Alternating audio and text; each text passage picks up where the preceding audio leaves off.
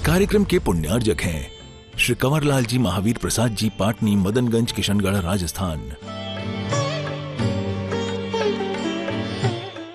कर लिया है अभिषेक करे हमले कसोद जल द्वारा, इधर ही बैठते जाए पाप हमारा। श्री जी अनंत गुण वाले हैं, ये परम सुख तन वाले हैं, इनके चरणों में वंदन कर शतबारा। फिर शुरू करो जलधारा, श्री जी का अभिषेक करें अमली कसोद जल द्वारा, धुल जाए पाप हमारा। सुर इंद्र लोग भी स्वर्गों में अभिषेक करे नित भवनों में। हे पूजा की रतिमा बिंब सकल सुर द्वारा, स्वर्गों में भी सुखकारा। श्री जी का अभिषेक करें हमने, पीछे से निकलो आगे से नहीं, द्वारा भूल जाए पाप हमारा। हो त्रयष्टानिक के पर्वों में, श्री नंदीश्वर के भवनों में, सुरपति ले जाते लेकर सब परिवारा, अभिषेक करें हर बारा। श्री जी का अभिषेक करें हमने कसोद जल द्वारा, धुल जाए पाप हमारा। श्री जी पर जल जो ढारत है, वह गंधोदक सुख कारक है। मैना सुंदरी ने गंधोदक के द्वारा, किया क्षणों में कोड़ निवारा। श्री जी का अभिषेक करें हम। सभी लोग बैठते जाएं जिन्हें अभिषेक कर लिया भैया, बैठते जाइए। धुल जाए गंगा की जिन भी भाइयों ने अभिषेक कर लिया है वो कृपया यहाँ स्थान नीचे ग्रहण करते जाएं, यहीं बैठते जाएं। सभी से अनुरोध है खड़े ना रहें, पीछे वालों को दिखता नहीं है, आप अंतराय कर्म का बंद करते हैं। सबको ज्ञान है कि आप दूसरे के दर्शन में बाधा डालेंगे, आपको अंतराय कर्म का बंद होगा। ठीक है, चलिए। गंगा की धारा पर्वत से गिरती है श्री जी के सिर पे, इसीलिए तो जग में जन जन द्वारा पूजित है गंगा धारा। श्री जी का अभिषेक करें हमने कसोद जल द्वारा, धुल जाए पाप हमारा। सुरगणधर जिन्हें न छू पाए, हम आज उन्हें छू पाते। सुरगणधर जिन्हें न छू पाए, हम आज उन्हें छू पाते। यह धन्य घड़ी, यह धन्य घड़ी, यह धन्य घड़ी, झुल जाए बारंबारा। यह भाव भक्ति कर धारा। श्री महानुभाव, अभी भी किसी का विचार बन रहा है। हमारे पास 2 श्रावक श्रेष्ठी आ चुके हैं। तृतीय और चतुर्थ श्रावक श्रेष्ठी बन करके यह सौभाग्य प्राप्त करने का किसी का विचार बन रहा है तो समिति की ओर से मात्र 1,11,000 रुपए की राशि निर्धारित की गई है। दिन भर के सारे मांगलिक कार्य करने का सौभाग्य आपको प्राप्त होता है। आपके परिवार को जगत पूज के मुखार बिंदु से उच्चारित बीजाक्षर मंत्रों के द्वारा सांधारा करने का सौभाग्य भी प्राप्त होता है। आपको जिनवाणी समर्पित करने का, दीप प्रज्वलन करने का, चित्त अनावरण करने का, जगत पूज के पाद प्रक्षालन करने का सौभाग्य भी आपको प्राप्त होता है। सायंकालीन महाआरती करने का सौभाग्य भी आपके परिवार को प्राप्त होता है। और सोने पर सुहागा आपके पूरे परिवार को जगत पूज के कर कमलों के द्वारा गंधोदक दिया जाता है। और इसमें भी समिति की ओर से कितनी अच्छी व्यवस्था की गई है कि आपको एक रजतमय स्वर्ण कलश, रजतमय स्वर्ण कलश आपको गंधोदक जिसमें भरा रहता है। दादाजी थोड़ा साइड से आइए। रजतमय, साइड से आइए भैया, एक तो लेट आना है और सीधे चले आ रहे भैया। हाँ, रजतमय स्वर्ण कलश दिया जाता है जिसमें गंधोदक भरा रहता है, वह पूरे के पूरे परिवार को आपको प्रदान किया जाता है। ऐसा कौन सौभाग्यशाली परिवार होगा जो तृतीय और चतुर्थ श्रावक सृष्टि बनकर के यह संपूर्ण मांगलिक क्रिया संपन्न करने का सौभाग्य प्राप्त करेगा। गंगा की धारा पर्वत से गिरती है श्री जी के सिर पे, इसीलिए तो जग में जन जन द्वारा पूजित है गंगा धारा। श्री जी का अभिषेक करे हमले के शुद्ध जल द्वारा, धुल जाए पाप हमारा। सुरगण धर जिन्हें न छू पाए, हम आज उन्हें छू पाते। यह धन घड़ी मिल जाए बारंबार, कर भाव भक्ति कर धारा। श्री जी का अभिषेक करे हमले कसोद जल द्वारा, धुल जाए पाप हमारा। बोले तीर्थ चक्रवर्ती जगत पूज्य निर्यापक श्रवण मुनिवर श्री सुधा सागर जी महामुनिराज की जयकारा गुरुदेव का। जय गुरुदेव। दोनों शांति धारा करता श्रावक श्रेष्ठी परिवार शीघ्रता से वहीं पहुंचे भैया, अपने अपने हाथों में कलश ले। और कोई भी महानुभाव, दोनों हमारे शांत धारा करता परिवार, ये पैंट शर्ट वाले भैया मंच पे ना आए, हमारा अनुरोध है। यहाँ पे सभी 16 के हैं, जितने भी ये पैंट शर्ट वाले और ये माताएं बहनें भी अभी मंच पे ना आए। यदि आ रही हैं तो आप लोग पृथक रहें। कुर्ता पजामा वाले भैया भी पीछे रहें भैया।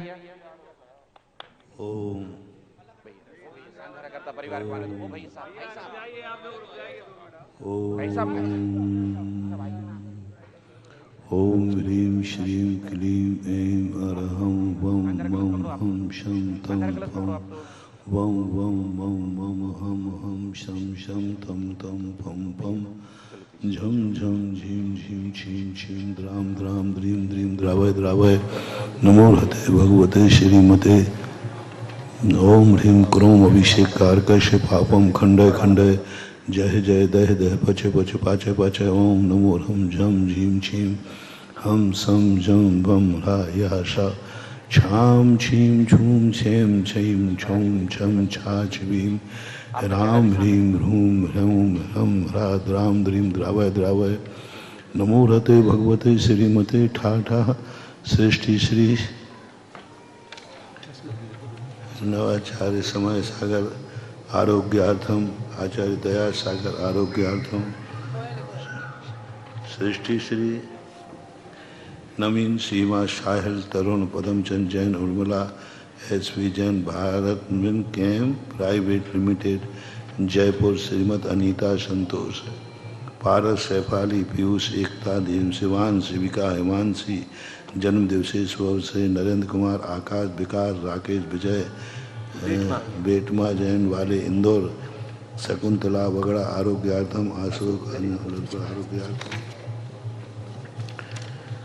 प्रशांत नेहा आरोग्यार्थम शांति देवी बाड़ी बरेली गौरव पारस सुरेखा जैन आरोग्यार्थम पलाश सौरभि पारस जैन जबलपुर वैद्यनाथ सेव नरेश जैन विमल रानी प्रशांत नेहानगर प्रकाश चंद्र जैन आरोग्यार्थम सारिका गुना रेवाज जबलपुर समस्त आरोग्यार्थम सनत कुमार जैन आरोग्यार्थम अनुपमा जैन आरोग्यार्थम श्री रस्तु वृद्धि रस्तु शुद्धि रस्तु शांति रस्तु कांति रस्तु कल्याण मस्तु स्वाहा एवं अस्माकं कार्य सिद्ध्यर्थम सर्व विघ्न निवारणार्थम श्रीमद् भगवत अर सर्वग परमेष्टि परम पवित्राय नमो नमः। श्री शांति भट्टारक पाद पद्म प्रसादा सद्धर्म श्री बलायु आरोग्य ऐश्वर्या विवृद्धि रस्तु सद्धर्म शोषस्य परस्य वर्गा प्रसिद्धंतु नः।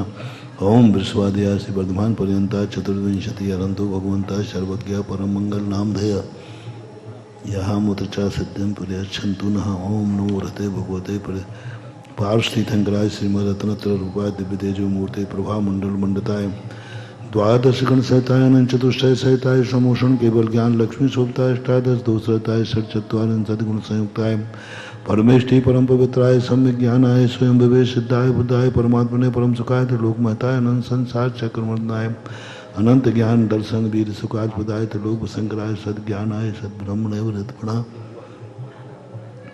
मंडल मंडिताय ऋषि आरिका श्रावक श्राविका प्रमुख चतुसंगोप सर्वनाशनाय घाती कर्म शंकराय अजराय अभवाय सृष्टि श्री समस्त शांति धारा कत्रिणाम व्याधिं घिनन्तु व्याधिं घिनन्तु व्याधिं घिनन्तु। श्री जनाभिषेक पूजन प्रसादा सर्व सेवका नाम सर्वदोष रोग शोक भय पीड़ा विनाशनम भवतु। ओम नमो रते भगवते प्रक्षिणाशे दोष कर्मसाय दिव्य तेजो मूर्ते नमः। श्री शांतिनाथाय शांति कराय सर्वविघ्न प्रणाशनाय सर्वरोगापमृत विनाशनाय सर्व पर के क्षुद्रोपद्रव विनाशनाय सर्वारिष्ट शांति कराय। ओम ह्राम ह्रीम ह्रूम ह्रौम ह्रम ह्रा अस्या उषा नमः। सर्वविघ्न शांतिम कुरु कुरु तुष्टिम पुष्टिम कुरु कुरु स्वाहा अभिषेक कारकस्य कामम चिनि चिनि विनि विनि कामम चिनि चिनि विनि वलि कामम चिनि चिनि विनि क्रोधम विनि पापम वैरम च अग्नि वायु भयम सर्व शत्रु विघ्नम सर्वोपसर्गम सर्व विघ्नम सर्व राज्य भयम सर्व चौर दुष्ट भयम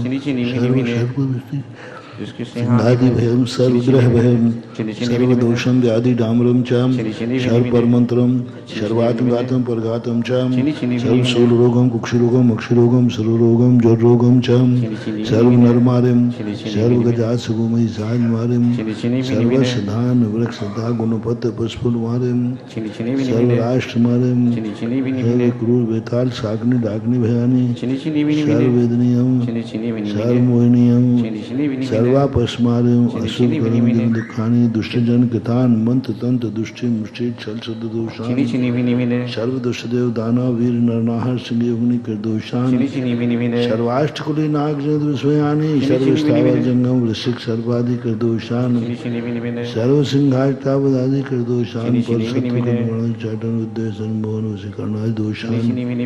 ओम ह्रीम अस्मभ्यम चक्र विक्रम सत्य जो बल शौर शांति पूरा पूरा सर्व जीवानंदनम जनानंदनम भक्त्यानंदनम गोकुलानंदनम सर्व राजानंदनम सर्व ग्राम नगर खेट करवट मुटम पत्तन दोन्मुख सम्मानंदनम सर्वानंदनम गुरु स्वाहाय सुखम तस्लोकेशु व्याधि विसन बलतो अभयम क्षेम आरोग्यम स्वस्थिरस्तु विदेयते शांतिरस्तु सुरस्तु जयोस्तु नित्यम आरोग्यमस्तु तुष्टिरस्तु पुष्टिरस्तु समृद्धिरस्तु कांतिरस्तु कल्याणमस्तु स्वाहा तथास्तु। एवं अस्माकं ओम ह्रीं श्रीं क्लीं ऐं परमस्या उषानाद विद्यायै नमोरहन्ताणं ह्रौं शब्द शांतिं कुरु कुरु स्वाहा। ओम ह्रीं श्रीं क्लीं ऐं परमस्या उषानाद विद्यायै नमोरहन्ताणं ह्रौं शब्द शांतिं कुरु कुरु स्वाहा। आयुर्वल्ली विलासं सकल सुख पुरैर्रागयित्वा सुनृपं धीरं वीरं शरीरं द्रुक्मं उपनयित्वा तरतुष्कृतिं सिद्धिं वृद्धिं समृद्धिं प्रथित तरणि स्फुटोच्चय प्रतापं कांतिं शांतिं समाधिं वितरतु जगतामुत्तमां शांति धारा संपूजिकानां प्रतिपालिकानां यतीन्द्र सामान्यतपोधनानां देशस्य राष्ट्रस्य पुरस्य राज्ञः करोतु शान्तिं भगवज्जिनेन्द्र करोतु शान्तिं भगवज्जिनेन्द्र करोतु छत्र ले लें।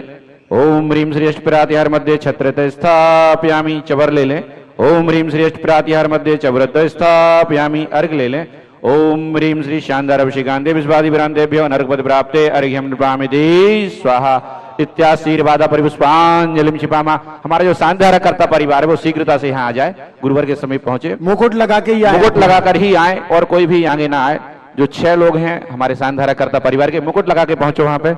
मुकुट नहीं निकालना भैया, और कहाँ है भैया, आते जाइए मुकुट वाले। नहीं अभी नहीं, महिलाओं को ऊपर, अभी मत, महिलाओं को मिक्स मत करो, जल्दी जल्दी चलिए ठीक है पहुंचो शीघ्र से। हाँ आ जाओ जल्दी से आ जाओ। बोल तीर्थ चक्रवर्ती जगत पूज्य निर्यापक श्रवण मुनिवर श्री सुधा सागर जी महामुनिराज की जयकारा गुरुदेव का। चलिए रास्ता दें शीघ्रता से। प्रक्षाल हमारा जो उस साइड पहुंच अजीत जाओ। भैया ध्यान रखें, सोनू भैया जो हमारे सांधारा करता परिवार है वहीं पाद प्रक्षालन करें। सिर्फ 6 लोग, रोहित भैया, निस्सू भैया, सिर्फ जो 6 लोग हमारे आज के सांधारा करता परिवार है वहीं उनकी माताएं बहनें इस ओर से पहुंच जाएं। ये हैं पीछे साथ में चल रही हैं जो सांधारा करता परिवार। आप ऊपर तो पहुंचो, मुकुट तो हम ले लेंगे। हाँ, ऊपर पहुंचिए आप, जो हमारे सांधारा करता परिवार है। एक ओर से जयपुर वाला परिवार, एक ओर से इंदौर वाला परिवार, दोनों परिवार ऊपर पहुंच जाएं शीघ्रता से पाद प्रक्षालन। शीघ्रता से। हम आपको बता दें साथ ही साथ आज जिनवाणी भेंट करने का सौभाग्य तो इनको मिला ही है। सोनू भैया जिनवाणी भी इनको वहीं दे देना पाद प्रक्षालन के बाद। हम आपको बता दें हमारी बाल ब्रह्मचारिणी बहन सुशीला दीदी जी, सुनीता दीदी जी और साथ में श्रीमान अनिल कुमार जी ने, इनके परिवार ने तत्वार सूत को ताम्रपत्र पर लिपिबद्ध कराया है। और ऐसा वह ग्रंथ जिसको ताम्रपत्र पर लिपिबद्ध कराया गया है वह परम पूज्य जगत पूज्य के कर कमलों में समर्पित करने के लिए ये पूरा का पूरा परिवार आ रहा है। बाल ब्रह्मचारिणी बहन सुनीता दीदी जी, बाल ब्रह्मचारिणी बहन सुशीला दीदी जी और अनिल कुमार जी, और साथ ही साथ जो आज के श्रावक श्रेष्ठी परिवार हैं, हमारे जो श्रावक श्रेष्ठी परिवार हैं वो भी कल से वहीं ले गए थे भैया, वहीं ले गए वाले परिवार को ले लें। आप जयपुर वाले परिवार से निवेदन है आप पीछे हो जाएं थोड़ा सा। हमारे जो इंदौर वाला द्वितीय श्रावक श्रेष्ठी परिवार वो भी शीघ्रता से पहुंचे। हमारा निवेदन है जो टोनी भैया ये बाकी सबको पीछे करें, टोनी भैया बाकी सभी को पीछे करें। हाँ, शीघ्रता से कर लेने दें और आप सब लोग मंच से नीचे आ जाएं। फिर हमारा श्रावक श्रेष्ठी परिवार ही अग्रे रहे, आगे रहे।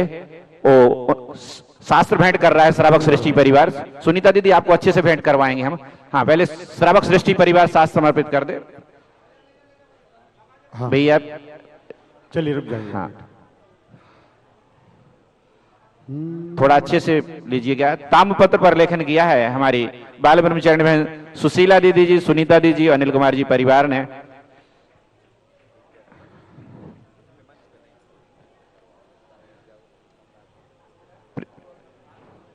ये जो माताएं बहनें ऊपर आ गई सभी से अनुरोध है कृपया नीचे हो जाएं। हाँ, साथ समर्पित करने के बाद इसके बाद मैं बड़े ही सम्मान के साथ आवाज दे रहा हूं हमारी बाल ब्रह्मचारिणी बहन सुशीला दीदी जी, बाल ब्रह्मचारिणी बहन सुनीता दीदी जी का परिवार आए और जिन्होंने ताम्रपत्र पर तत्वार सूत को लिपिबद्ध कराया। थोड़ा सा भारी है, हाथ में अच्छे से पकड़िएगा। दीदी जी कहां? अब यहीं तो थी दीदी। सभी लोग अलग हो जाएं वहां से। डॉक्टर साहब आप भी अब दीदी का परिवार आ जाए। कहां है दीदी?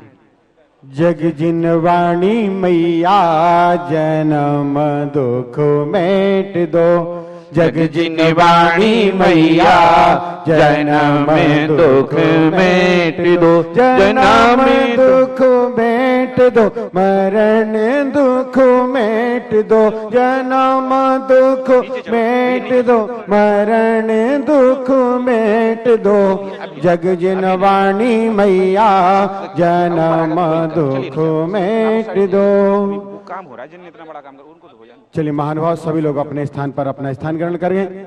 पुरुष वर्ग के लिए जो स्थान आरक्षित है वहां पहुंचे, महिला वर्ग के लिए जो स्थान आरक्षित है आप वहां पहुंचे और हम सब लोग चलते हैं जगत पूज्य के पावन श्री चरणों में। हे स्वामी नमोस्तु, हे स्वामी नमोस्तु, हे स्वामी नमोस्तु। आपकी मंगलमयी दिव्य देशना हम सब जीवों का मोक्ष मार्ग प्रशस्त करे। हे भगवान नमोस्तु। अंकित महाराज जी का माइक। जय श्री ओम नमः सिद्धेभ्यः, जय श्री ओम नमः सिद्धेभ्यः।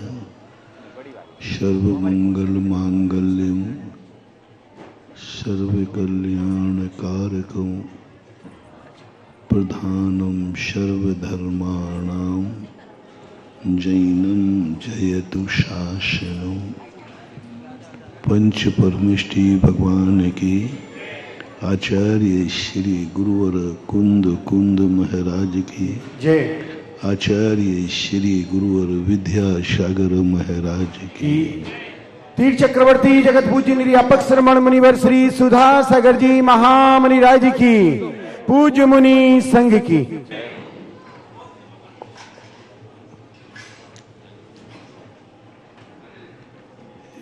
ये दुनिया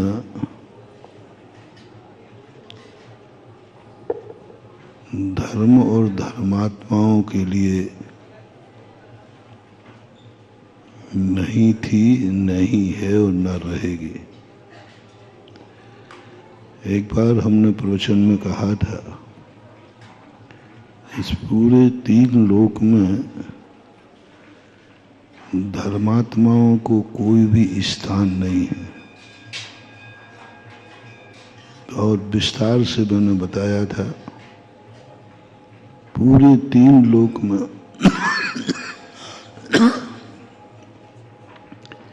एक भी स्थान, इंच भर का भी स्थान नहीं है जहां की धर्मात्माओं के नाम से रजिस्टर्ड हो कि यहां धर्मात्मा ही रहेंगे।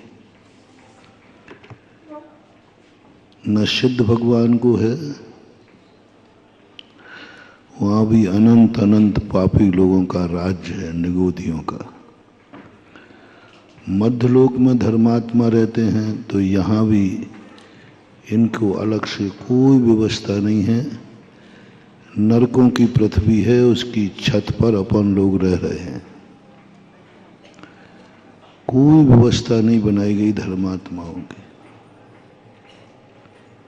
पता नहीं प्रकृति ने ऐसा क्या, धर्म से इसको क्या एलर्जी है कि धर्मात्माओं को कोई भी स्थान नहीं दिया गया।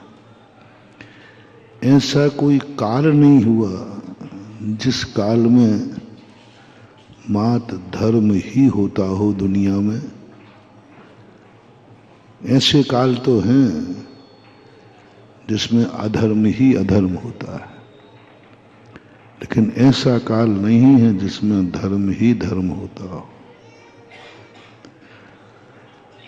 ऐसी स्थिति अधर्म के तो काल है, छठा काल में अधर्म ही होगा, मिथ्यात्व ही होगा। लेकिन ऐसा कोई काल नहीं है जहां पर उस काल में जीव सब सम्यक दृष्टि ही होते हो। काल नहीं है। और मिथ्यात्व का काल है।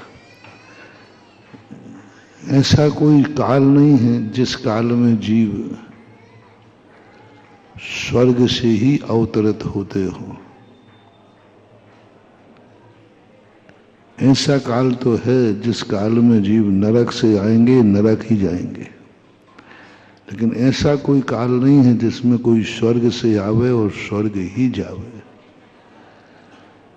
ये जब विचार करते हैं तो ऐसा प्रकृति ने क्यों किया,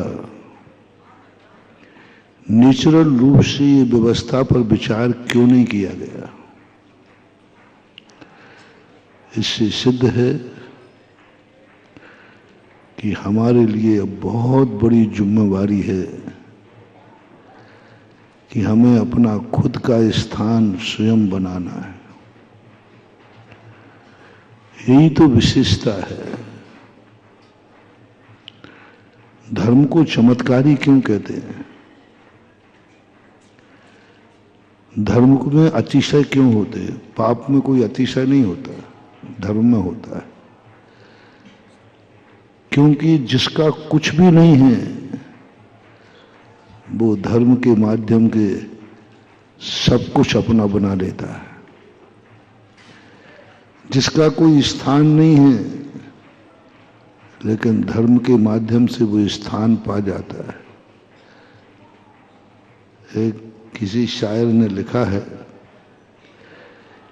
ये मौत तूने 2 गज की जमीन दी, मैं शुक्रिया गुजार करता हूं, कम से कम मौत ने मुझे जमींदार तो बना दिया।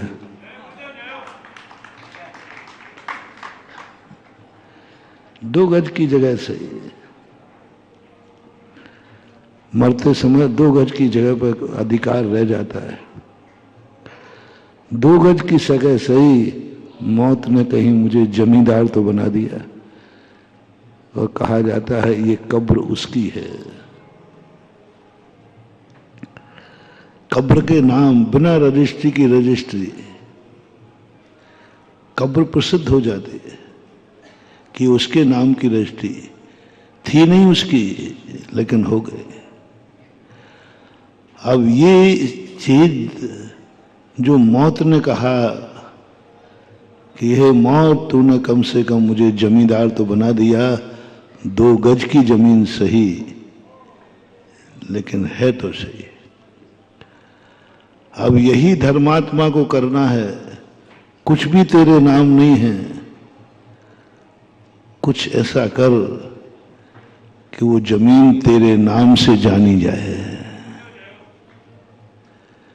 तेरे नाम से जानी जाए। तेरी नहीं है, फिर भी जगत तेरे नाम से जाना है।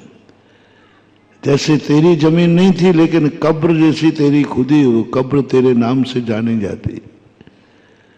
ऐसे ही हमारे पास एक चुनौती है, जीते जी, वो तो मरने से हुआ, हमें जीते जी कुछ ऐसा करना है जिससे ये जमीन मेरे नाम से जानी जाए।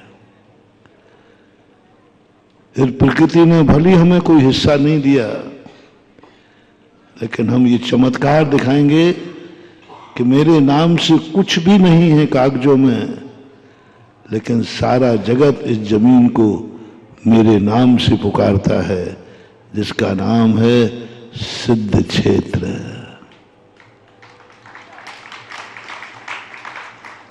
उस सिद्ध क्षेत्र को लोग सब क्या कहने लग जाते हैं, ये पारसनाथ की टोंक है, और कागजात उठा के देखे तो पारसनाथ के नाम से कुछ था ही नहीं। क्या चमत्कार, 1 इंच भी जगह उनकी नहीं है, लेकिन आज वो उनके नाम से प्रसिद्ध हो गए। प्रकृति को चुनौती है, तूने मुझे कुछ नहीं दिया, लो मेरा कुछ भी नहीं होते हुए भी सब कुछ मेरा है, और मेरे नाम से कुछ नहीं होकर सारी दुनिया मेरे नाम को जानेगी कि ये पारसनाथ की टोंक है। ऐसा ही कोई काल हमें नहीं दिया धर्म करने के लिए, लेकिन हम कुछ ऐसा चमत्कार करें धर्म के माध्यम से।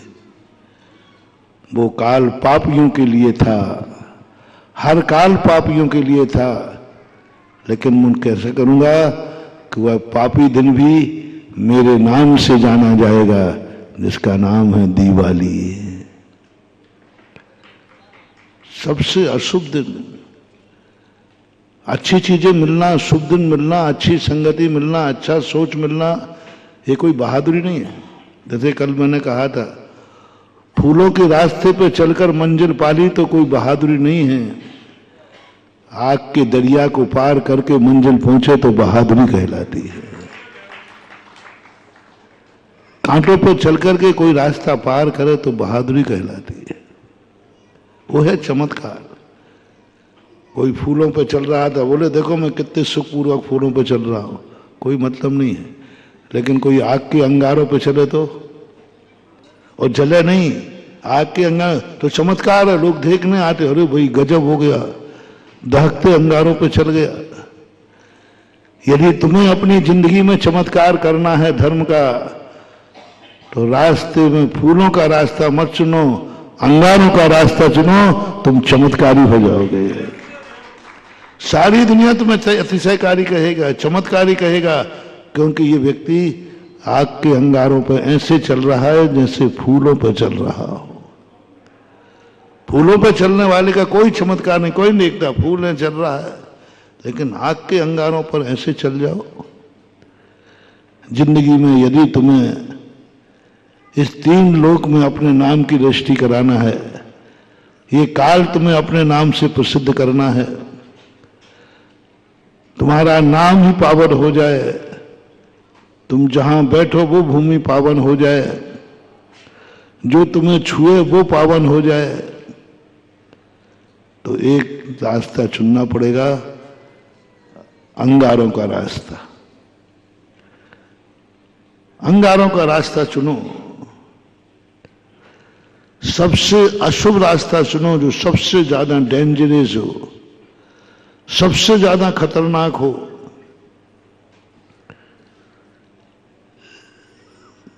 रामचंद्र जी जब वनवास में जा रहे थे, उनके दो रास्ते बताए किसी ने, इस रास्ते से जाओगे तुम्हारे ऊपर कोई संकट नहीं आएगा, इस रास्ते से जाओगे तो साहब बहुत संकट है, इस रास्ते पर राक्षस लोग रहते हैं, इस रास्ते में ताड़िका रहती है, ये रास्ता रावणों का है वैष्णव दर्शन के अनुसार, ये रास्ता राक्षसों का है, इसमें ताड़िका है जो इसको कोई किसी को भी आज तक वहां से निकला तो बच के नहीं आया। और आप यदि इस रास्ते से जाओगे तो कोई भी खतरा नहीं है। रामचंद्र जी ने वही रास्ता चुना जिसमें खतरे थे। सुविधा का रास्ता था, बिना संकट का रास्ता था, लेकिन नहीं चुना। उन्होंने वो रास्ता चुना जिस पर संकट थे। क्यों चुना? उन्होंने कहा कि यदि संकट देने वालों से हम बचते जाएंगे तो दुनिया का क्या होगा, इसलिए उसी रास्ते पे चलो कि संकटों का ही नाश कर दो, सदा के रास्ता खोल दो। ताड़िका वध किया।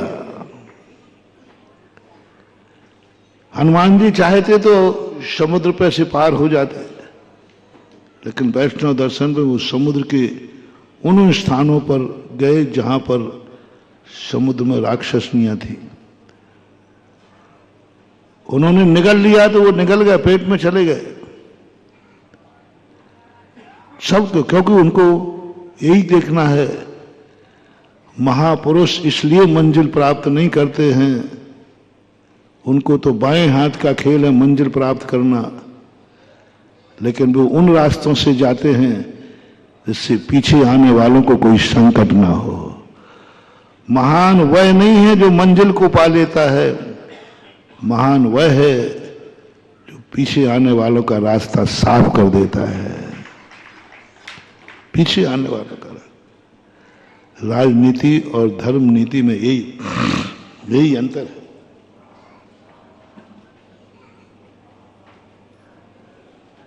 राजनीति जिस सीढ़ी से चढ़ता है पीछे सीढ़ी को तोड़ के चलता है, जिससे दूसरा व्यक्ति न चढ़ जाए।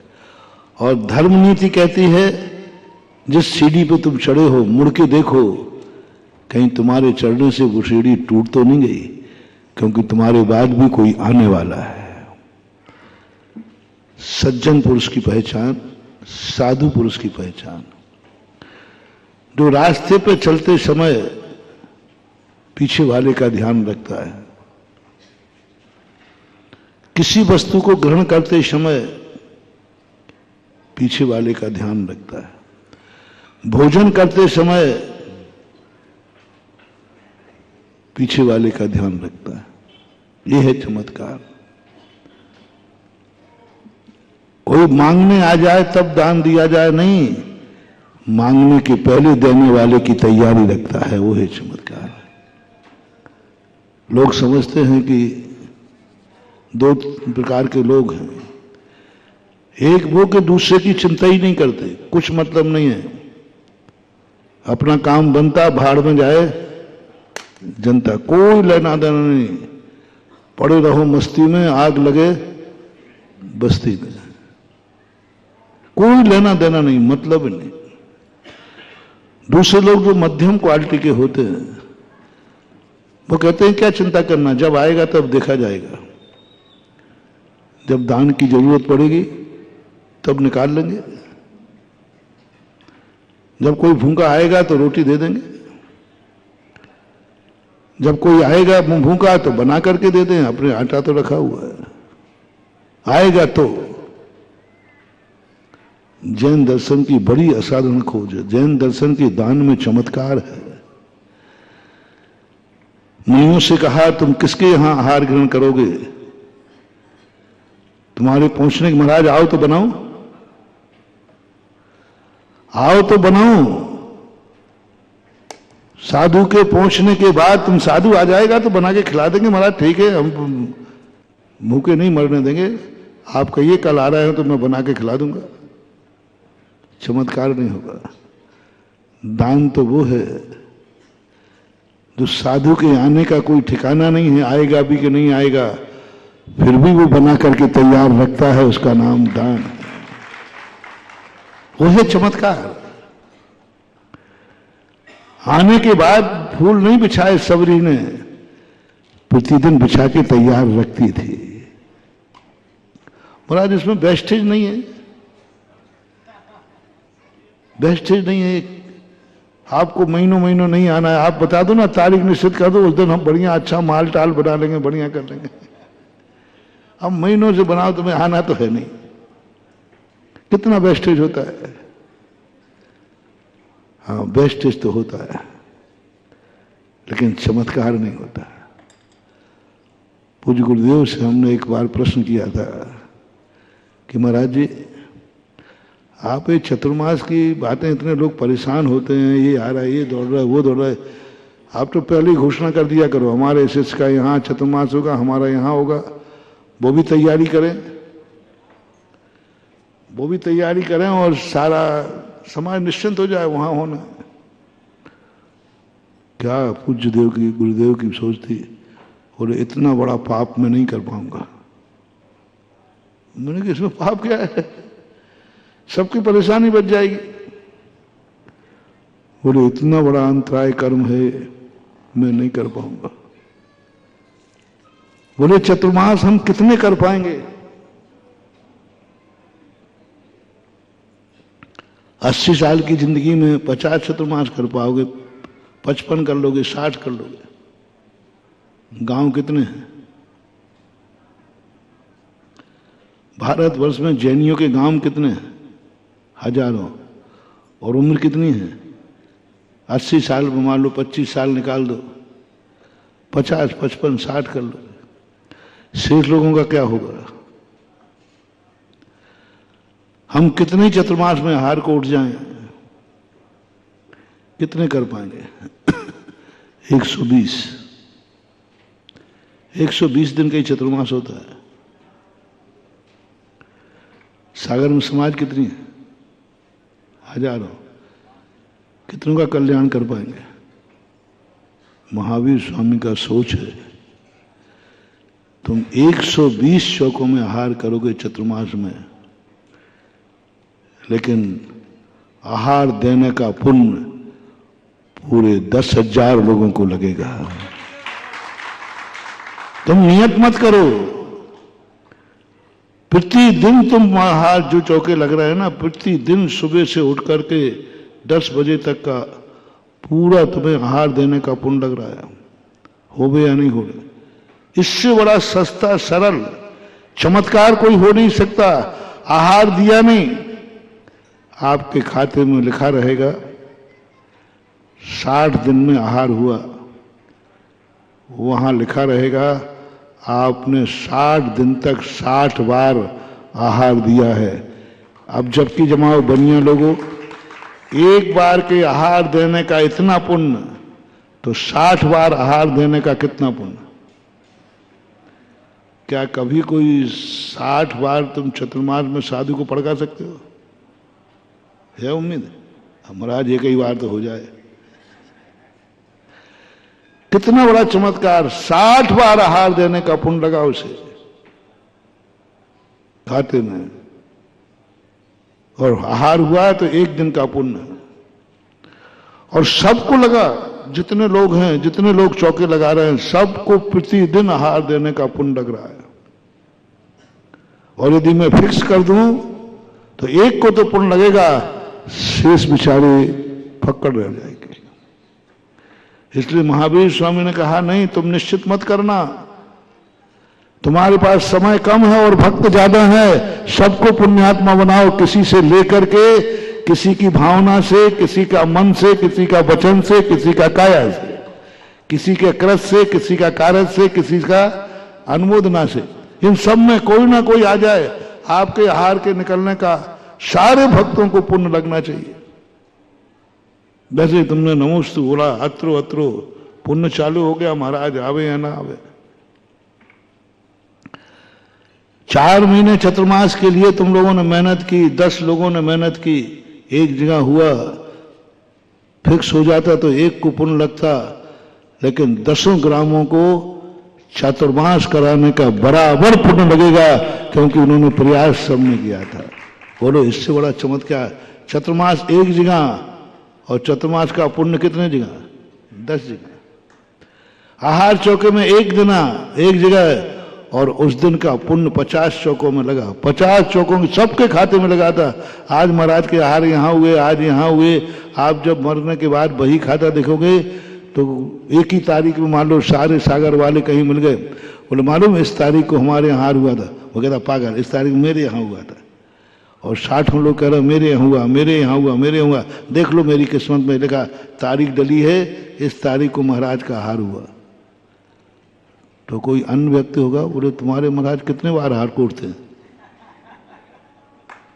दिन भर में 60 बार खाते हैं क्या? 60 बार खाते हैं क्या? और किस्मत कभी झूठी नहीं होती। और 60 लोगों ने किया मेरे यहां हुआ इस तारीख को। किस्मत कभी झूठी नहीं होती, तकदीर कभी झूठी नहीं होती, वो सही लिखा है। और ये भी सत्य है कि पूरब से पश्चिम, सूर्य पश्चिम से निकल सकता है, लेकिन साधु द्वारा आहार को नहीं उठा। और वो भी सत्य है कि 60 चौकों में आहार, यह भी सत्य है, वह भी सत्य है। 60 चौकों में आहार हुआ, ये सत्य है, कभी झूठा नहीं। और साधु भी कभी झूठा नहीं हो सकता। वो तो एक चौके में ही आहार करता है, एक स्थान पर खड़े होकर आहार करता है। ये है चमत्कार। ये सोचता महावीर स्वामी का और हमारे पूज्य आचार्य महाराज ने पूरे बुंदेलखंड को क्या, पूरे भारत के चौकों में आहार किया है। सैकड़ों सैकड़ों चौके लग रहे हैं, महाराज एक में जाएंगे, सबको पुण्य कमाओ। कभी मत सोचना चाहिए महानुभाव, तुम्हें मात अपना पुरुषार्थ करने का भी एक पुण्य है। नैगम नय भी एक नय है। नैगम नय से बहुत बड़ा पुण्य कमा सकते हो। ऋजु सूत्र नय और एवं भूत नय से पुण्य ज्यादा नहीं कमा सकते। सबसे ज्यादा दुनिया में पुण्य कमा सकते हैं लोग तो नैगम नय से। संकल्प ग्राही नैगम, संकल्प। और दुनिया में सबसे ज्यादा पाप, लोग पाप करके पापी नहीं होते हैं, नैगम नय से पापी होते हैं। दुनिया में पापियों की संख्या ऋजु सूत्र नय और एवं भूत नय की कम है, बहुत कम है, बहुत कम। लेकिन नैगम नय की जो हिंसा है बहुत खतरनाक है। नैगम नय से एक को भी नहीं मारा, सारे जगत को मारने का पाप लग सकता है। एक व्यक्ति यदि दिन भर में हत्याएं करेगा भी तो अभी तक का रिकॉर्ड है 10,000 लोगों का। भीष्म पितामह युद्ध में एक दिन में 10,000 योद्धाओं को निपटाते थे। एक बार तलवार उठ गई, तलवार बंद जब ही होगी जब 10,000 योद्धा निपट जाते थे। सोचो अकेले भीष्म पितामह ने कितनों को निपटाया होगा। 10,000 एक दिन, और 18 दिन तक महाभारत का युद्ध चला था। 10,000 गुणित, अरे 10,000 है, 18 दिन चला है। एक दिन के 10,000 तो 18 दिन के 1,80,000, 1,80,000 तो अगले तासीर ने निपटाए थे। कितनी सेना, नैगम नय से। शास्त्रों में आया तंदुल मत्स्य मात्र नैगम नय की अपेक्षा से नरक चला जाता। एक भी मछली नहीं मारता, काया से एक भी नहीं करता, मन से करता है। एक भी मछली नहीं खाता, संकल्प करता है मैं होता तो सबको खा जाता, और साथ में नरक चला जाता है। नैगम नय वाला, नैगम नय वाला, नैगम नय वाला बच ही नहीं सकता। ऋजु सूत्र न एवं भूत न, फिर भी बच सकते हैं, क्योंकि जबरदस्ती किया है, अबुद्धि पूर्वक किया है, मर्डर तो हुआ है लेकिन मारने का भाव नहीं था। लेकिन नैगम नय झूठा हो ही नहीं सकता, क्योंकि वो तो संकल्प से ही बनता है। किसी व्यक्ति से किसी जीव का मर्डर हो गया, गोली चलाते ही हो गया, जरूर नहीं कि उसको हत्यारा हो, क्योंकि उसका भाव नहीं था। लेकिन संकल्प नैगम नय वाला नहीं कह सकता मेरा भाव नहीं था। एक नय ऐसा है जिसमें गड़बड़ हो ही नहीं सकती। सब नयों में आप कह सकते हो मेरा भाव नहीं था। मेरे परिवार में मुझे चंडाल कहते हैं, क्योंकि चंडाल का कार्य था। मुझे चौधरी कहते हैं क्योंकि चौधराना मेरे पास था। कुछ ऐसे होते हैं जो रूढ़ हो जाते हैं। सारे नय मैंने देखे, सारे नय की क्रियाएं से हम बरी हो सकते हैं। साफ कार्य तो हुआ है लेकिन मेरा भाव नहीं था। कार्य तो किया है, मर रहा तो मेरे से, लेकिन मारने का भाव नहीं था। मुझे रूढ़ी से हत्यारा कह दिया गया कि हमारे पूर्वजों से जूतों की दुकान थी इसलिए हम जूता वाले कहलाते हैं। समाविरूढ़ है, जूता वाले कहते हैं हमारे यहां जूतों की दुकान है, नहीं थी। जूता वाला हो कोई जरूरी नहीं कि उसके यहां जूतों की दुकान वर्तमान में हो। एक अजमेर में शक्कर चोर है, चोर बनिया है, अवसर चोर बनिए की दुकान, एक शक्कर चोर है, उसने कंट्रोल की शक्कर चुराई थी जब से वो चक्कर के दादा परदादा ने, उसने दुकान का नाम चोर बनिया की दुकान रखा। बोले क्यों? बोले मुझे लोग इसी नाम से जानते हैं। बोर्ड ही लगा दुकान के बाहर, चोर बनिया की दुकान, क्योंकि जानते ही लोग उसे। समाविरूढ़ ने जरूरी नहीं कि वो चोर उसको कह रहे हैं वो चोर हो। शब्द में तो अपन कह ही सकते हमारा भाव नहीं था, वो शब्द निकल गया। इसी प्रकार से एवं भूत नय, समाविरूढ़ नय, ऋजु सूत्र नय में भी क्रिया देखने में आ रही मेरा भाव नहीं था। लेकिन एक नय ऐसा है, नैगम नय, जिसके द्रव्य और भाव दो भेद नहीं होते। द्रव्य और भाव दो भेद नहीं होते, उसमें एक ही भाव है। क्योंकि संकल्प तो हो गया, तो संकल्प कभी झूठा नहीं होता।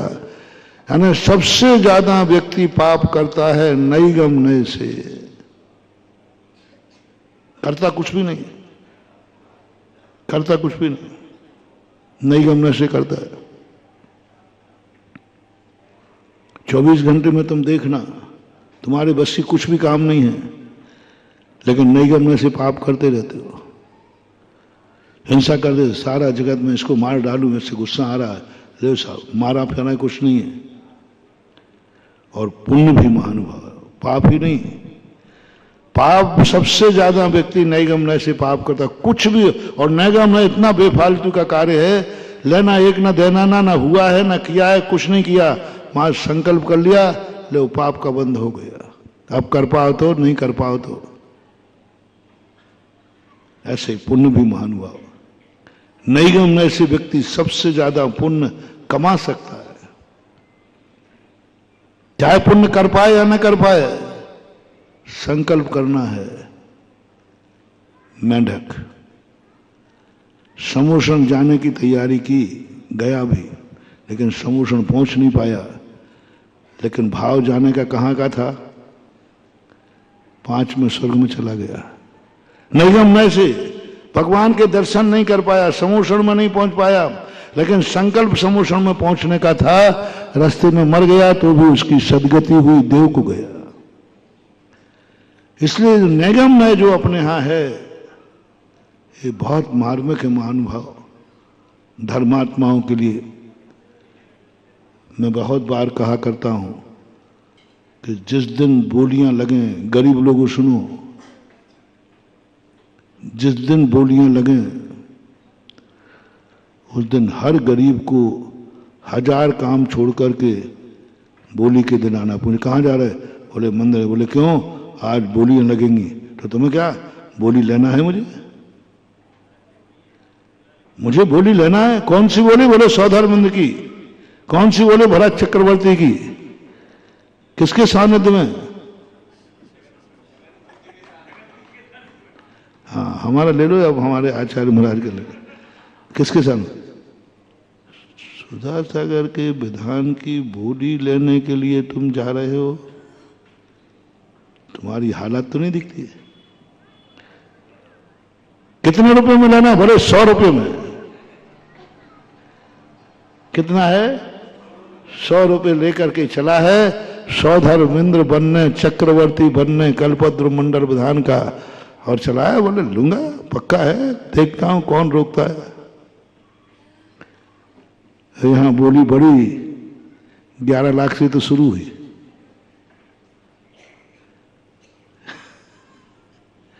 11 लाख से शुरू हुई। अब क्या बोलोगे तुम? महानुभाव, बहुत चित चमत्कार, धर्म का चमत्कार।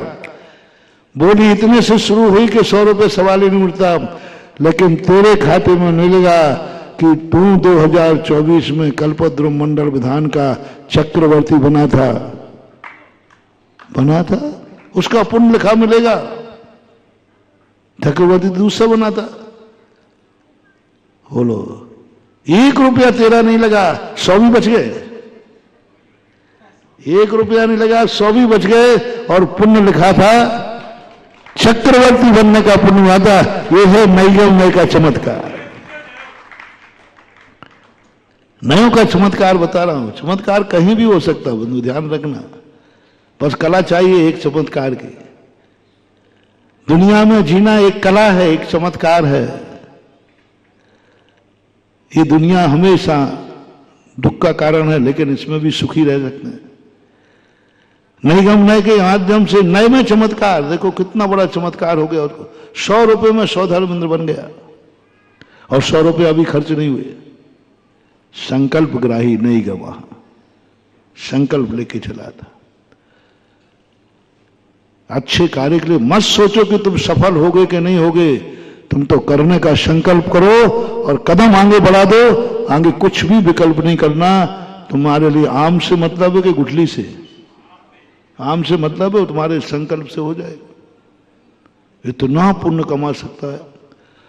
महाराज आएंगे हमारे यहाँ, चौका लगेगा, बात खत्म है। महाराज नहीं आएंगे, 2 दिन के लिए आ रहे। और महाराज जाने कितने दिन के लिए आ रहा है, मैं तो लगाऊंगा। गले तुम्हारे हार नहीं हुए।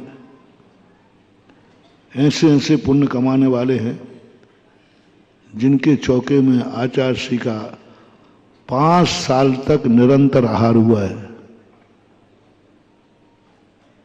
मेरा नहीं कह रहा हूं, पूज्य गुरुदेव आचार्य विद्यासागर महाराज का 5 साल तक एक चौके में प्रतिदिन आहार हुआ है।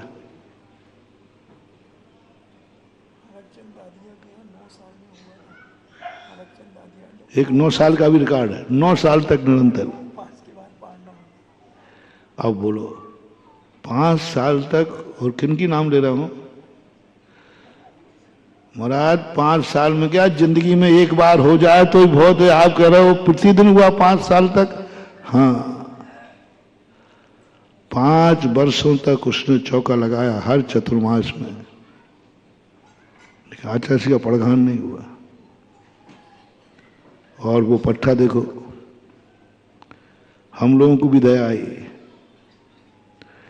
मैंने कि तू जाके महाराज से कहो, हमारे आचार्य जी बहुत दयालु हैं, उनको दया आ जाएगी। 5 साल हो गए, आ जाती दया, आ जाए। हम लोग इतने कठोर नहीं है।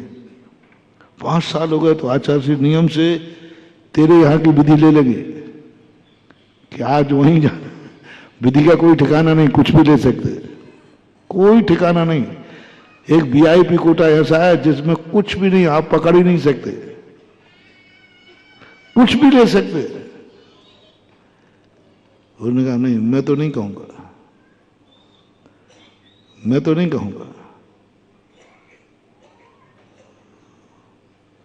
पर हम लोगों ने कहा ठीक है, तूने कहा मैं कह दूंगा। हम लोग पर महाराज जी आप कहना मत। हम उस समय बहुत पहले घटना है। कहना मत, सबसे मना कर दिया, कोई नहीं कहेगा। बोले जिस दिन हमारा पुण्य होगा उस दिन आचार्य श्री आएंगे, यही सबसे बड़ी। और इतने दिन से आहार नहीं हो रहे हैं, यही में आनंद है कि मेरे गुरु ऐसे बीतरागी हैं, तुम्हें ये भी चिंता नहीं है 5 साल हो गए इसको। क्या उसका जवाब था? यदि आपके कहने से, मेरे कहने से आहार हो गए तो मैं समझूंगा कि आचार्य श्री की बीतरागता में कुछ बट्टा है,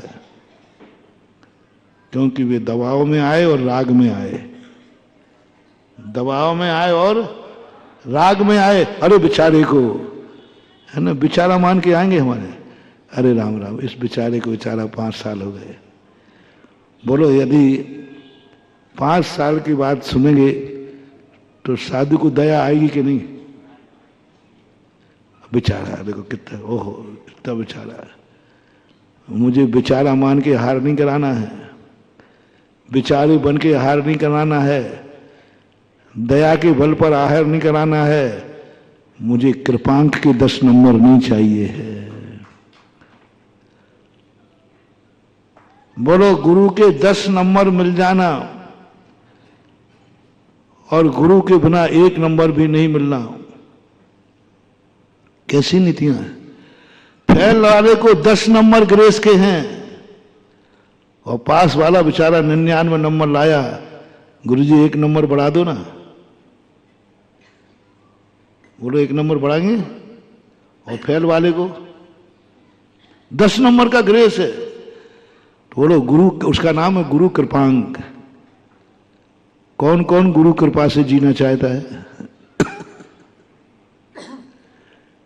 199 वाले को 1 नंबर का कृपांक नहीं है, फेल वाले को 10 नंबर का कृपांक है।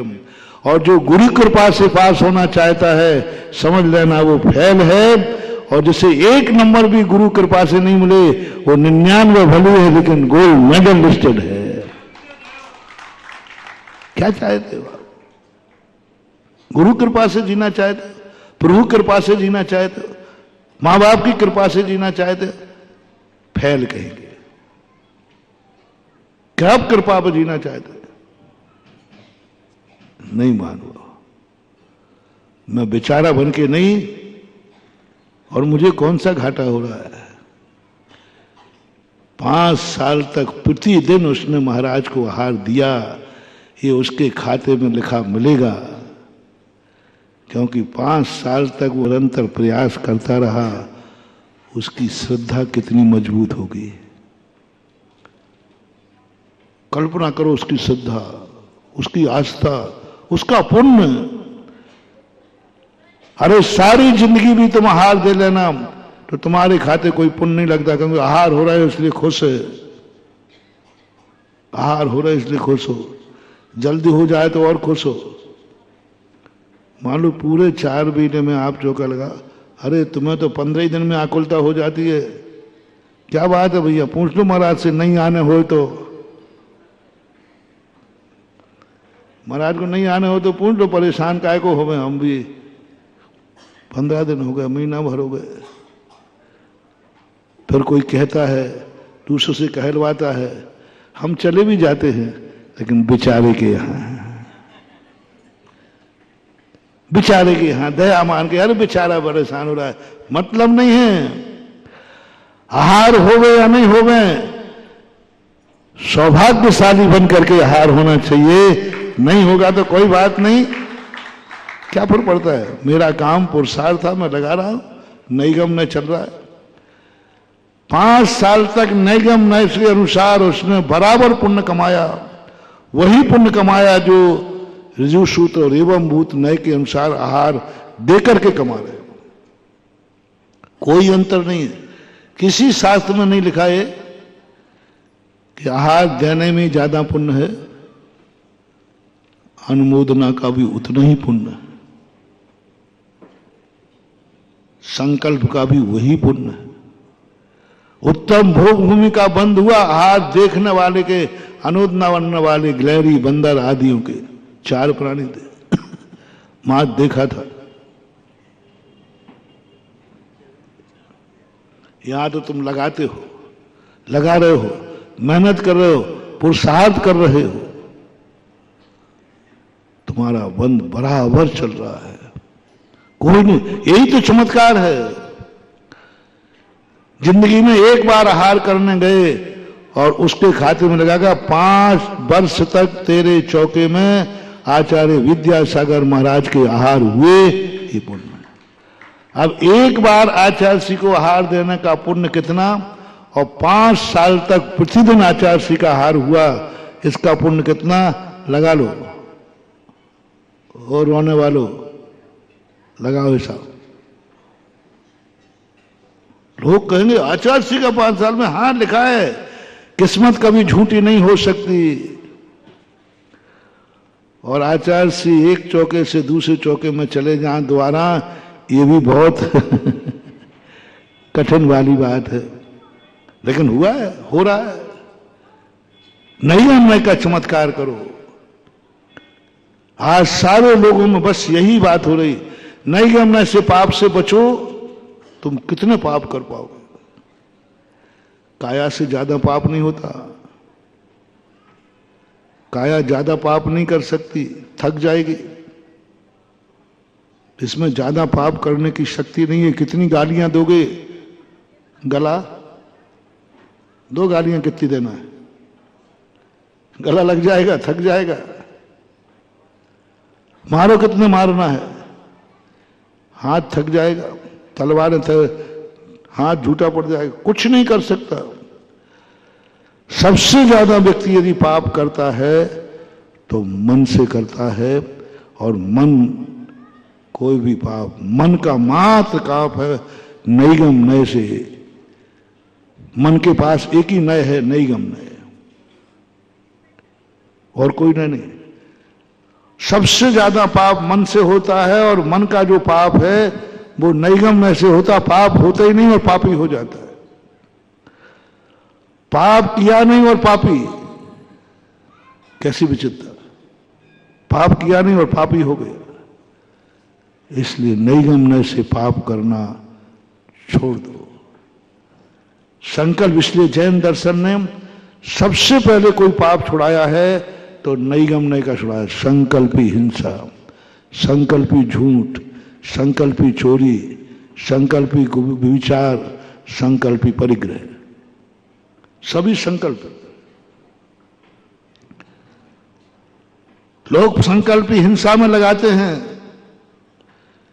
संकल्पी हिंसा का त्याग, लेकिन संकल्पी झूठ का भी त्याग होना चाहिए। संकल्प किया, मैं झूठ बोलूंगा, झूठ बोलना पड़ा। झूठ बोलने की प्लानिंग थी, तुम्हारा कोई लेना देना नहीं था। इसको छकाना है झूठ बोल करके, इसको फंसाना है झूठ बोलकर, और तुम्हारा कोई लेना देना नहीं, विरोधी में नहीं। यदि मैं झूठ नहीं बोलूंगा तो मैं लुट जाऊंगा, यदि मैं झूठ नहीं बोलूंगा तो बर्बाद हो जाऊंगा, यदि मैं झूठ नहीं बोलूंगा तो मेरा बहुत नुकसान हो जाएगा। इसलिए मुझे झूठ बोलना पड़ेगा, चलेगा चलेगा। विरोधी झूठ है। यदि मैं इसको नहीं मारूंगा तो मैं मर जाऊंगा, कोई उपाय नहीं है, चलेगा। ऐसे केस आते हैं, चच्चा और बच्चा पेट में है, डॉक्टर कह रहा 2 में से 1 बचेगा, नहीं तो दोनों मरेंगे। बोलो धर्मशास्त्र की आज्ञा देते हैं, तुम्हारी नहीं कह रहा हूं, शास्त्र से पूछता हूं। स्पष्ट निर्णय है, 2 में से 1 को मारना पड़ेगा, नहीं तो दोनों मरेंगे। समझदारी क्या है? दोनों को मरने दिया जाए कि 1 को बचाया जाए? बोलो। दूसरे को मारना पड़ेगा, देख लो, मारना पड़ेगा नियम से। बिना मारे बिना ये बच नहीं सकती मां, नहीं तो दोनों मरेंगे। धर्मशास्त्र क्या कहते हैं? दोनों को मरने दिया जाए या 1 को बचाया जाए। इसी का नाम है विरोधी हिंसा। हिंसा है, मारना पड़ेगा उसे, नहीं तो दोनों मरेंगे। तो हमने एक को मारने की अनुमति नहीं दी है, एक को बचाने की अनुमति दी है। और बचाना जब होगा जब मारोगे। इसको बोलते विरोधी हिंसा। जितने भी कार्य हिंसा करता है सम्यक दृष्टिवृत्ति विरोधी करता है। वो कहता है इसके बिना कोई उपाय नहीं है। और संकल्प हिंसा, उसके बिना उपाय है। मर मुझे तो मारना है इसको, मैं तो मारूंगा इसको। भाई देखो, बिना मारे भी उपाय है, बिना मारे भी चल जाएगा। समझौता हो जाए, अच्छा कर लो, बैठ जाओ, समझौता कर लो, उससे क्षमा मंगवा देते हैं, वो क्षमा मांग लेगा। कुछ नहीं, कुछ नहीं, मैंने तो संकल्प कर लिया है, उसको मार के रहेंगे। उपाय है, बिना मारे भी काम चल जाएगा। लेकिन मन में आ गया मारना है, यह है संकल्पी पाप। और सबसे ज्यादा खतरनाक पाप यही है। भाई उपाय है, लेकिन नहीं, मैं तो उसको बर्बाद करके रहूंगा, तो तुम्हारी बर्बादी मिट जाएगी। बोले नहीं मिटेगी, लेकिन मैं बर्बाद करके रहूंगा। यह है संकल्पी पाप। उपाय है, उपाय है, फिर भी कहता है नहीं मैं तो बर्बाद करके रहूंगा। उपाय है, नहीं मैं तो जेल भेज के रहूंगा। उपाय है, मैं तो इसको कटघरे में खड़े करके रहूंगा। उपाय है, मैं इसको एक बार जेल की हवा खिलाऊंगा। उपाय है, मैं एक बार इसे थाने भिजवाऊंगा पुलिस के हवाले। उपाय है। ये सब क्या है? संकल्पी पाप। तुम्हें कुछ भी नहीं मिलना है। तुम्हारा व्यक्ति तो मर गया, खून का जवाब खून से। तुम्हारा व्यक्ति जिंदा हो जाएगा, नहीं मैं उसको निपटा के रहूंगा, मैं उसको मार के रहूंगा। ये पाप दुनिया में सबसे ज्यादा हो रहा है। उपलब्धि कुछ होना नहीं है, कोई भी प्राप्ति होना नहीं है। तुम तो बर्बाद हुए हो, सामने वाले को बर्बाद करना। हमारी एक फूट गई है तो वो आती ना एक कहानी, संकल्प देखना। उसने एक वरदान मांगा कि जो मेरे पास हो पड़ोसी के दूना हो जाए, पड़ोसी के दूना हो जाए। तो देवता ने सोचा कि अच्छी बात है, परोपकारी जीव है। देखो कि तो आज तक ऐसा नहीं, सब कहते साहब मेरे माल दूना हो जाए, ये तो क्या कह रहा है पड़ोसी के। तो देवता बेचारे सीधे साधे, देवो न जानाति कुतो मनुष्य त्रियाचरत्तम पुरुषस्य भाग्यम देवो न जानाति कुतो मनुष्य। उसमें भी सागर के लोगों को, अरे राम राम राम राम, सागर के अंदर के लोगों की तो देवता भी नहीं समझ पाए इसका भाव क्या है। ऊपर से बहुत सीधे साधे दिखते हैं, नहीं साहब अपन को कुछ, बस जो मेरे पास है हो गए, वो पड़ोसी के दूना हो जाए। बोला ये शब्द अच्छा लग रहा है कि बुरा? अच्छा लग रहा है, परोपकारी है। देवताओं ने कहा बहुत अच्छा है, ऐसे तो दुनिया में मैंने बहुत कम देखे, तो पड़ोसी के दूना हो जाए। तुम आशीर्वाद दो तो सही, पहले वरदान तो दो। अरे भाई इसका अच्छा वरदान मांग रहा पड़ोसी के दूना हो जाए। उन्हें क्या मालूम कि ये सागर का आदमी है।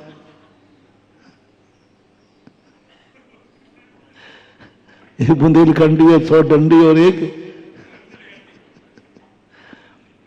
दे दिया। हाँ, कई बार वरदान देने के बाद वरदान देने वाला पछताता है। वरदान देने वाला यदि वरदान पश्चाताप करे, समझ लेना तुम्हारे विनाश का समय आ गया। उपकार करने वाला पश्चाताप करे, मैंने उपकार करके गलती की, बर्बाद हो गया। तुम्हारा सहयोग करने वाला सोचे कि मैंने सहयोग करके गलती की, बर्बाद हो गया। कुछ भी चीज में लगा लेना। जैसे मैंने एक बार कहा था कि माँ बाप को यदि ये भाव आ जाए, मैंने बेटे को जन्म देकर गलती की, नहीं होता तो अच्छा था। जाओ बेटा, तुम कितना ही कुछ कर लेना, तुम सैकड़ों सैकड़ों भवों तक अनाथ होगे। तुम्हें माँ बाप का अभिशाप है, वो तुम्हारे उपकारी हैं। और उनके मन में भाव आ गया कि नहीं होता तो अच्छा था। बेटे के मन में भाव आ जाए कैसा बाप है, ये बाप नहीं होता तो अच्छा था। हर संबंध में लगा लेना। संसार में जितने संबंध हैं, जो संबंध तुम्हारे लिए सहयोगी हैं, उनमें सबसे पहला ये ध्यान रखना, कहीं वो तो नहीं कह रहा कि नहीं होता तो अच्छा था। आपके मियाँ बीवी में भी पत्नी के मन में इतना भाव आ जाए कि इससे अच्छे तो मैं कुंवारी रह जाती, इससे अच्छा तो मैं किसी भिखारी के साथ विवाह हो जाता, अमीर के साथ हुआ दिन भर शराब पीता है। एक बार भी भाव आ गया, जाओ तुम्हारे सैकड़ों भाव नपुंसकों में जन्म लोगे। और पति को भी भाव आ गया, मैंने गलती की शादी करके, कहां कि ये गले पड़ गए, बर्बाद हो जाओगे। कोई नहीं रोक सकता, क्योंकि उपकारिका ने गलती महसूस कर ली। गुरु को भाव आ जाए, मैंने इस शिष्य को दीक्षा देके गलती कर ली।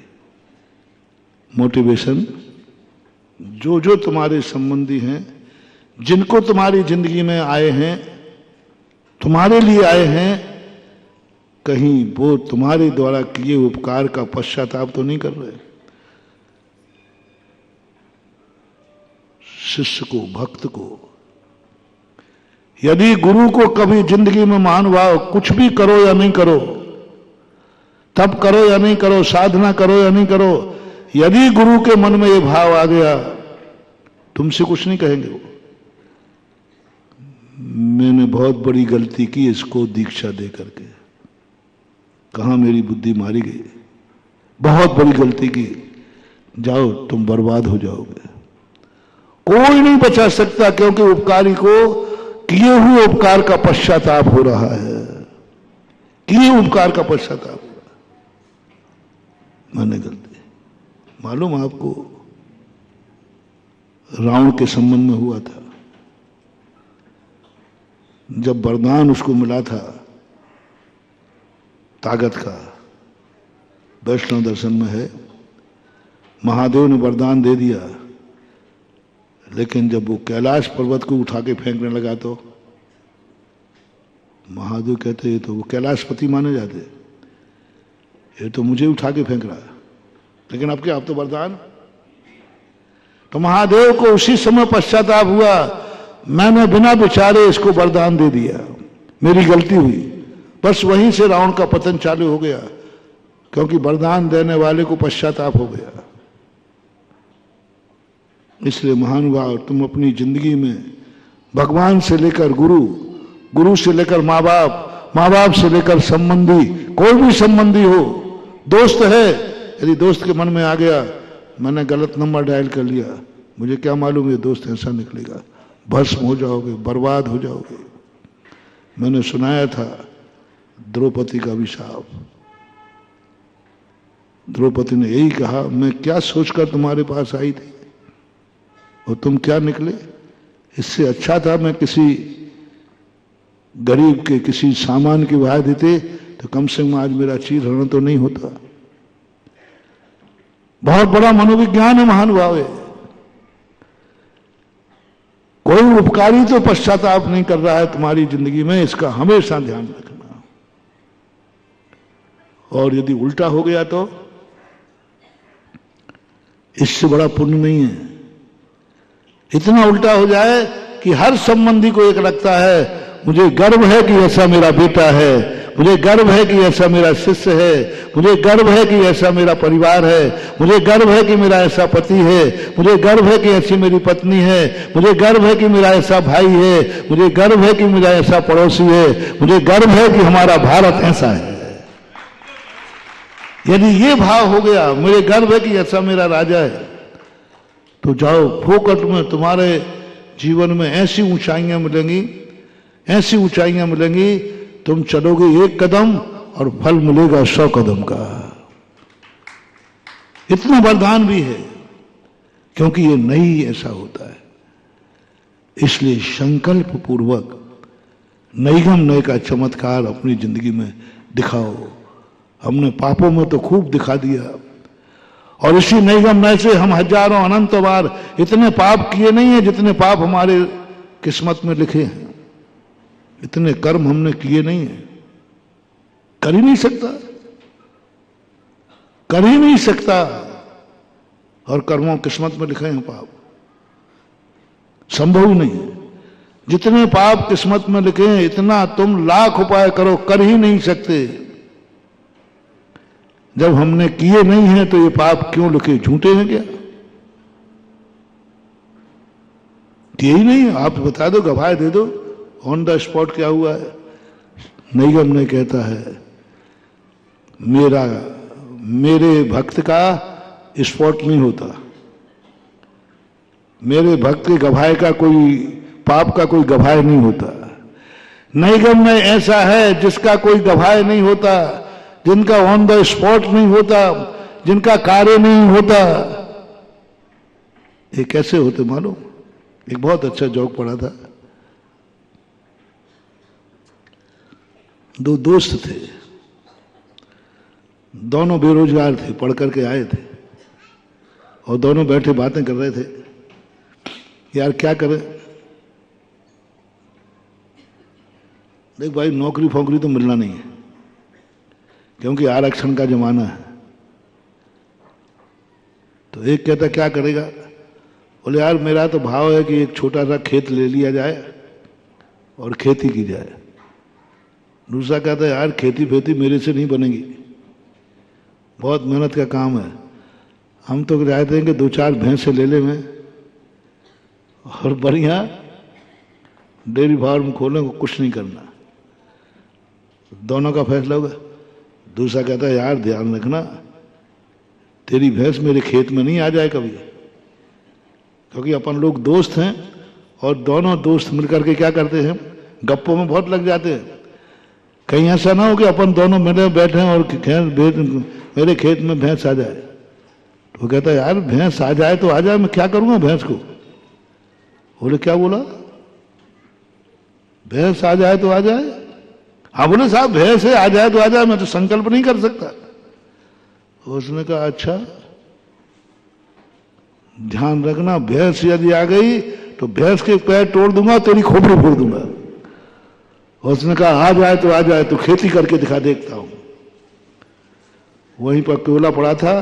बोले ये तो मेरा खेत और ये मेरा गन्ना, ये ले, अब तू लाके दिखा। उसने भी एक पत्थर, ये मेरी भैंस। अब देखना झगड़ा कहां पहुंच गया। गन्ना हो गया, भैंस भी आ गई, दोनों ने एक दूसरे ऐसा झगड़ा हुआ, सिर फूट गए। कोर्ट केस हुआ, मजिस्ट्रेट साहब पहुंचा। बोले साहब मामला क्या है? बोले साहब इसकी भैंस हमारे खेत में आ गई। तो बोले भाई क्यों आ गई? बोले साहब जानवर है, चला गया तो चला गया। मुझे इसने कमिश्नर नियुक्त किया कि देखा जाए खेत पर कितना नुकसान हुआ है, खेत पर कितना नुकसान हुआ है देखा जाए। चलो भाई खेत कहां है? समझ रहे हो ना सागर के लोगों? समझ रहे हो ना? ये तो मेरा खेत है और भैंस कहां है? वो भैंस है।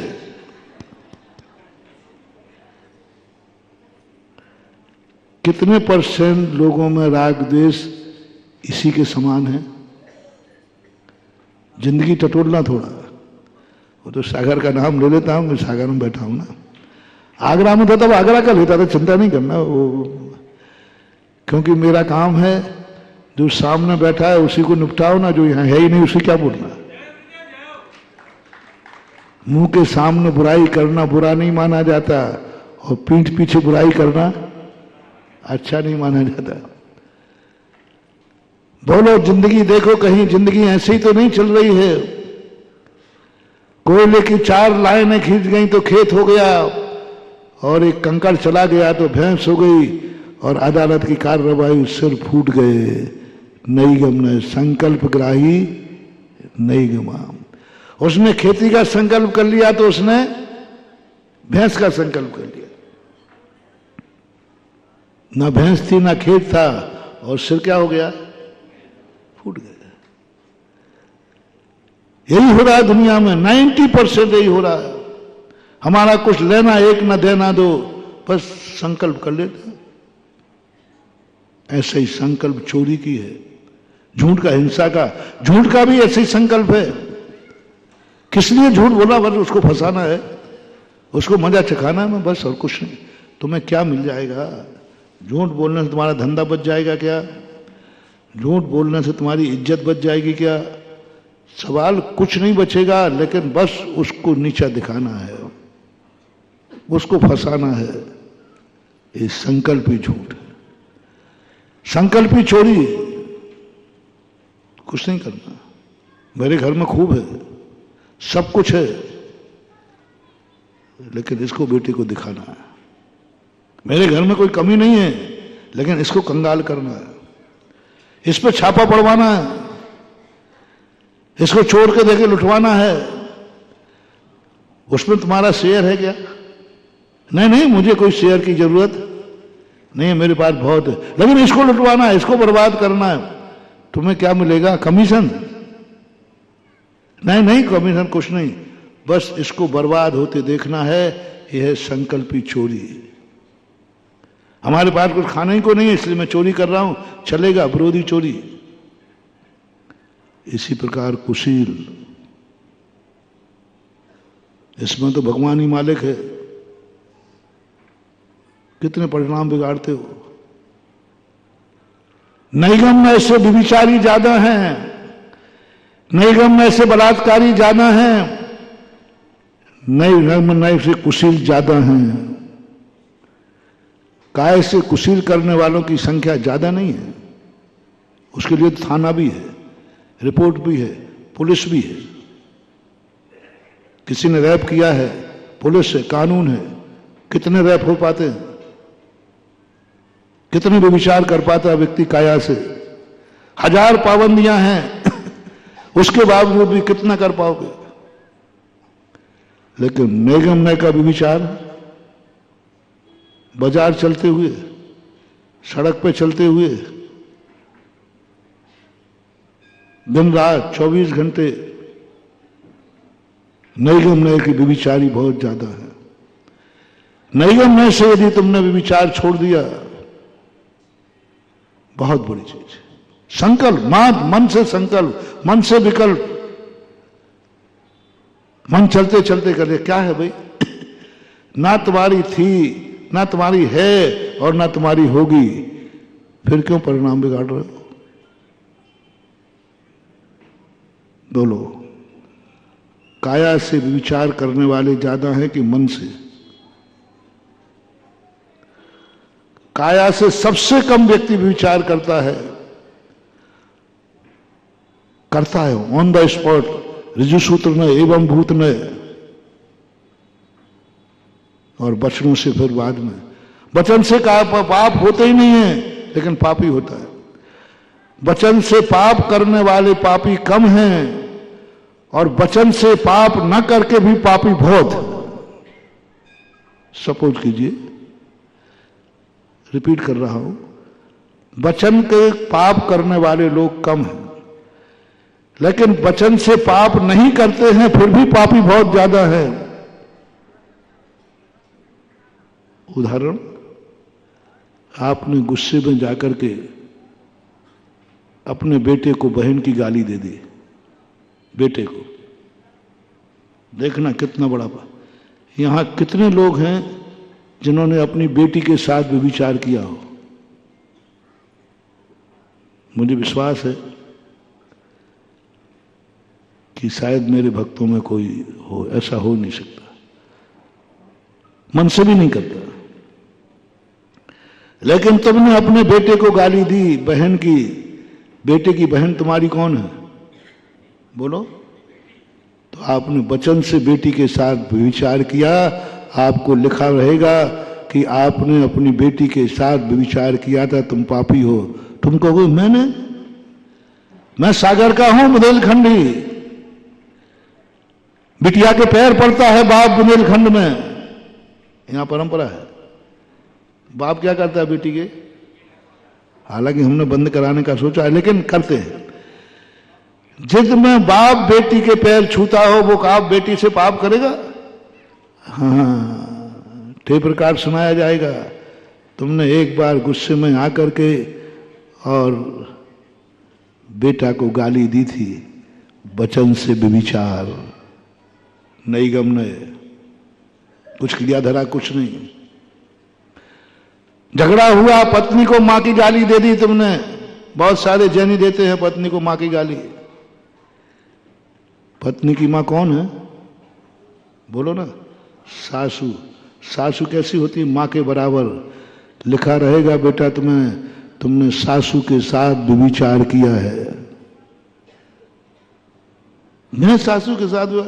मैं पूछता हूं, वो मेरी मां थी। बोले तूने एक बार पत्नी को मां की गाली दी थी, वचन से नैगम नय से व्यभिचार, कुछ नहीं किया। सासू के पैर पूछते हो, सासू को मां मानते हो, लेकिन क्रोध में पत्नी को मां की गाली दे देते हो। ये कौन सा न्याय है? कौन शब्द को कैसा? ऋजुसूत्र ने क्या कह रहा है? पैर छूते मिल रहा है मां के, सासू के पैर छू रहा है, मां कह रहा है।